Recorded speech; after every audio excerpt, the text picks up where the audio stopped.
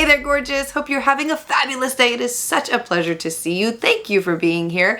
In this video, I am putting a $10 dupe up against the Danessa Myricks Blurring Balm Powder. Now, this stuff recently came to my attention. A lot of you have been telling me how great it is. It's one of those viral beauty products that has just skyrocketed in fame because of how it makes your skin look.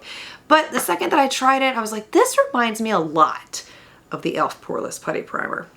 So I wanted to put them to the test side by side. Usually I'll conduct a test like this on my own off camera, but I said, let me bring you along and we'll see if it truly is a dupe or not. This is what they look like side by side. Difference in the size, difference in color, but I'm hoping that the results will be similar. So I'm taking some of the Danessa Myricks Blurring Balm Powder, and I'll just show you. I'm gonna zoom you in real close on this one so you can actually see what it does. All right, see my pores? You can see everything right there. I'm taking the Danessa Myricks Blurring Balm Powder. And bye-bye. Bye-bye. I don't want to see you anymore. Hello, goodbye.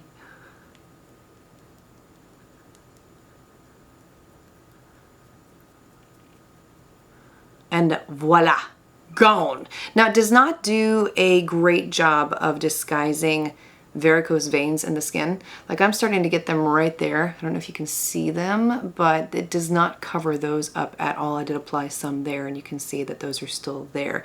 But as far as blurring the pores, it does do a really good job of that. And I wore this by itself last week without anything over the top of it. And it did give a clear complexion to my skin. You know, it just made my skin look even. And I didn't have any issues with wearing it throughout the day, but I've not tried it underneath foundation. So we're gonna try that today. So that is the Danessa Myricks side. You can see it there compared to this side where I've applied nothing. And now I'm taking the e.l.f. Putty Primer. And so we'll apply it like that. I do have a little bit more of the Putty Primer compared to the Danessa Myricks Blurring Balm Powder. I have to keep reminding myself what this stuff is.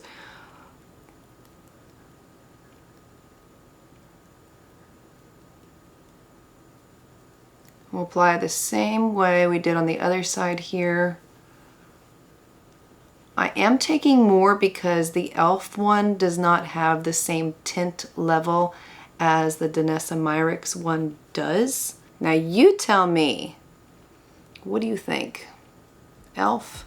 Danessa Myricks, $39.10. Okay, so here's my opinion from what I can see up close here. On this side, it looks a little more mattified. On this side, it's a little more dewy. It's not as mattified. The pore coverage is equally the same on both sides. You really cannot tell the difference between the two of them in that respect. Do you need more of the e.l.f. Putty Primer when you're applying it? Yes, you do. To get the similar level of coverage that you're getting with the Danessa Myricks over here, you do. And you do get a beautiful finish with both. And I'll zoom out here. Now that you've seen it up close, you can see it there side by side a bit more clearly.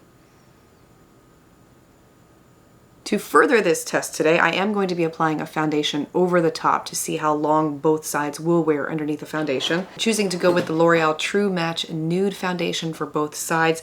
And then for my powder, I am probably going to be using the Coty Airspun Translucent Powder to set everything.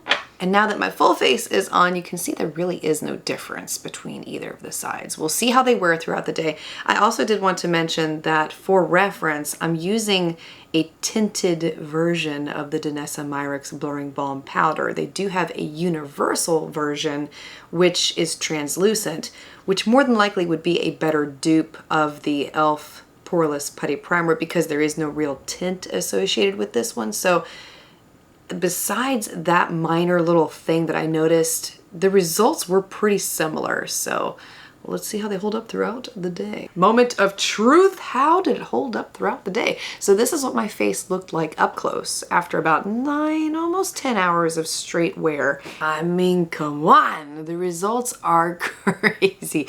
Yeah, I have a lot of shine breakthrough because I'm very oily, so you can see that both sides did have a lot of shine breakthrough, but for the most part, my pores were still diminished. The makeup stayed in place, there wasn't any transfer, no movement, and both sides looked equally great at the end of that day. Wow, really, really impressed with this. Do I feel like it's a dupe? I do. I do feel like you could spend $10 and get very similar results to what you're getting with the Danessa Myricks Blurring Powder. Now, if you were going to ask me if this is something that you should get, if it's worth getting, like a splurge type item, I would say it is. It is one of those products that is really excellent quality, but I would save it for more like a birthday list or a Christmas list, that type of thing, something to ask for rather than going out and buying.